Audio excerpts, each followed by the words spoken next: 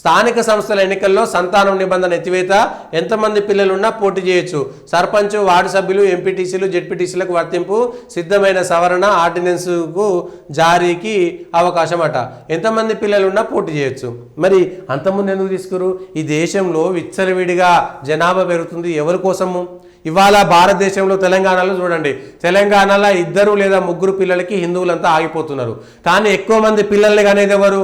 ఇది ఓపెన్గా చెప్పేటువంటి విషయం. ఎవరైనా రాసుకోండి, ఎక్కువ మంది పిల్లలు ఉన్నోళ్ళు ఎవరు? దాదాపుగా 95-96% మంది హిందువులు తెలంగాణలో ఉన్నటువంటి వాళ్ళు 2 పిల్లలకే ఆగిపోతున్నారు. కొన్నిసార్లు తప్పని పరిస్థితిలో కౌలలు పుట్టడమో ఇంకేదైనా ప్రత్యేకమైనటువంటి పరిస్థితుల్లో మాత్రమే 3-4 పిల్లల్ని అంటున్నారు. అంతకంటే ఎక్కువ మంది పిల్లలు, ఈవెన్ ఆదివాసీల్లో ఉండేటువంటి వాళ్ళు, చెంచులు, మిగిలినటువంటి వాళ్ళు కూడా ఎక్కువ మంది పిల్లల్ని కంటలేరు. ఇప్పుడు ఎవరు? రేరెస్ట్ ఆఫ్ రేర్ కేసెసే. హిందువులలో ఎక్కువ మంది కనేది ఎవరిని? ముస్లింలుగా అంటున్నారు. ఇది ఓపెన్ సీక్రెట్. ఇప్పుడు ఈ నిబంధన ఎవరి కోసం చేస్తున్నారు అంటే ఓటు బ్యాంకు రాజకీయాల కోసం. దేశంలో జనాభా ఎంతైనా పెరగొచ్చా? అందుకే యూనిఫామ్ సివిల్ కోడ్ ఉండాలి. ఈ దేశంలో అందరికీ ఒకే చట్టం ఉండాలి. జనాభా నియంత్రణ చట్టం తీసుకొద్దామని దిక్కు కేంద్రంలో చర్చ జరుగుతుంటే జనాభా ఎంతున్నా మీరు ఇది చేస్తారని చెప్పి చేయడము ఎవరి కోసం? ఇది ఎవరి బావు కోసము? తెలంగాణ బాగుపడుతుందా ఇట్లాంటి వాళ్ళ కోసం? అంటే తెలంగాణ ఎవడు ఎంతమంది అయినా కన్నుర్రా నాయన, ఇక జనాభాను పెంచుకుంటూ పోరి 2 కోట్లు ఉండే, 3 కోట్లు ఉండే, 4 కోట్లు అయిపోయింది. ఇక మొత్తం వనరులన్నీ ఆగం చేసుకుందాం మనము. ఒక విధానం అక్కర్లేదు. కేవలం మాకు ఓట్లు పడితే అయిపోయా. వాడు దొంగ కానీ, లంగ కానీ, వాడు ఉగ్రవాది కానీ, వాడి ఓటు మాకు పడితే సరిపోయా. ఇంత దారుణమా? ఇంత దారుణమా? ఇక దేనికి లాభం? 2019లో కూడా వాళ్ళు ఈ కౌన్సిల్లో ఒక మీటింగ్ తీసుకొచ్చినప్పుడు టీఆర్ఎస్ ఇట్లనే చేసింది. 2019లో ఒకటి తీసుకొచ్చింది. మున్సిపాలిటీ ఎన్నికలు జరిగినప్పుడు మున్సిపల్ చట్టాన్ని సవరించింది. ఎవరి కోసం సవరించింది? ఇగో ఇది ఓటు బ్యాంకు రాజకీయము, ఇది ముస్లిం సంతుష్టీకరణ, ఇది అపీజ్మెంట్ పాలిటిక్స్. ఇది దేశానికి మంచి చేస్తుందా? ఇది దేశానికి మంచి చేస్తుందా? ప్రజలు ఆలోచించాల్సినటువంటి సందర్భం. ప్రజలు ఆలోచించాలి. దీన్ని మనం స్వాగతిస్తామా? ఏనో చెప్తున్నా కదా, 1-2% లేదా 5%, అంతకంటే ఎక్కువ ప్రజలు హిందువులలో ఎవరు 2-3 పిల్లల్ని, 3 పిల్లల కంటే ఎక్కువ అంటలేరు, 3 పిల్లలను కూడా అంటలేరు. అట్లాంటిది నువ్వు తీసుకొచ్చి ఎంతమంది పిల్లలున్నా సర్పంచ్ పోటీ చేయొచ్చు అన్న తర్వాత ఇక ఏమున్నది విలువ?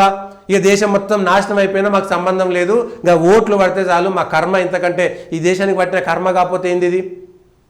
వాళ్ళేమో 2019లో మున్సిపల్ చట్టాన్ని సవరించి ఎంతమంది పిల్లలున్నా అంటే ఎవరి కోసం జరుగుతుంది?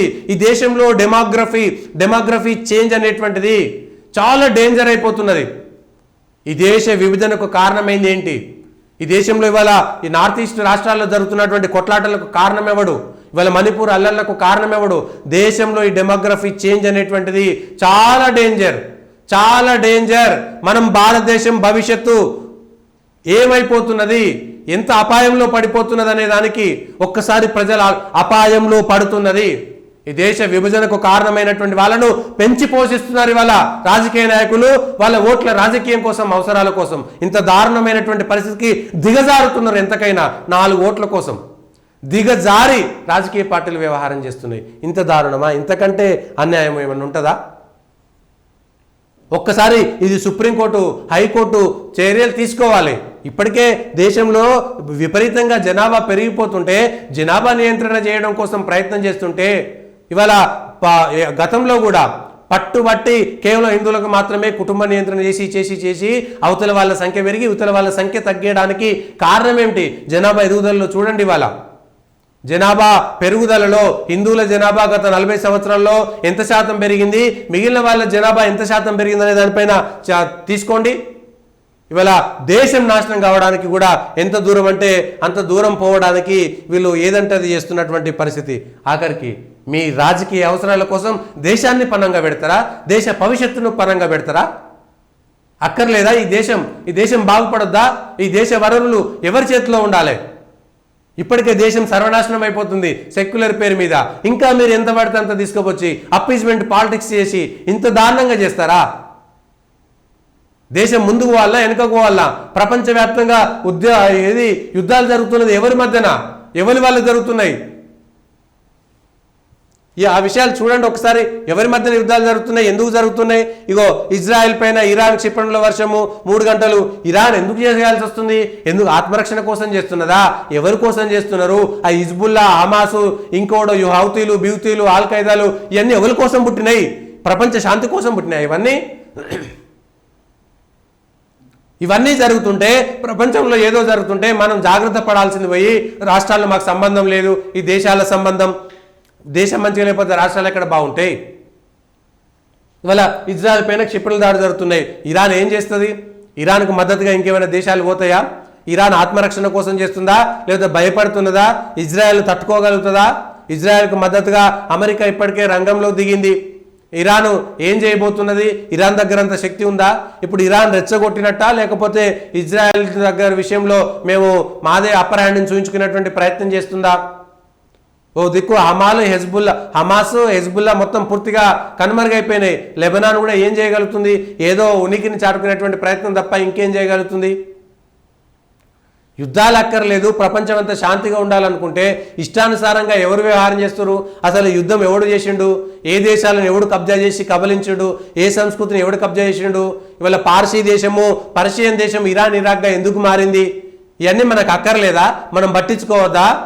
ఎవడు ఏ దేశాన్ని కబలించిండు? పశ్చిమాసియా దేశాల నుంచి అటు ఒక ఆఫ్రికా దాకా, వెస్టర్న్ ఆఫ్రికా దాకా ఎట్లా పోయినాయి? ఇటు సగం యూరోప్ కంట్రీల దాకా ఆ సంస్కృతిని నాశనం చేసినటువంటి వాళ్ళు ఎవరు? ఆ దేశాలను కబలించినటువంటి వాళ్ళు ఎవరు? ఎన్ని సంవత్సరాల్లో జరిగింది? ఇవన్నీ మనకు అక్కర్లేదు. ఇవాళ ఇరాను ఇరాక్ తోటి ఇరాను ఇజ్రాయెల్ ఇష్యూ తోటి ప్రపంచ యుద్ధం వస్తుందంటే నమ్మకం లేదు. ప్రపంచం ఏ దేశం కూడా ఇవాళ యుద్ధాన్ని కోరుకునేటువంటి పరిస్థితుల్లో లేదు. ప్రపంచమంతా శాంతిని మాత్రమే కోరుకుంటున్నది. కానీ ఎవరి కోసం ఈ యుద్ధాలు? దేనికోసం జరుగుతుంది? ప్రజలారా ఆలోచించండి. మనకు సంబంధం లేదు, 4 ఉచిత పథకాలు వచ్చినాయి, ప్రపంచంలో ఏం జరిగినా మనం పట్టించుకోవాల్సినటువంటి అవసరం లేకపోతే మనం కనుమరుగైపోతాం. మనం ప్రపంచ జ్ఞానం, విజ్ఞానం ప్రపంచ దేశాలన్నిటికీ అందించినటువంటి భారతదేశంలో ప్రతి వ్యక్తి కూడా ఆయనతో మాత్రం విజ్ఞానం పట్టించుకోకపోతే కష్టమైనటువంటి అవకాశం ఉన్నది.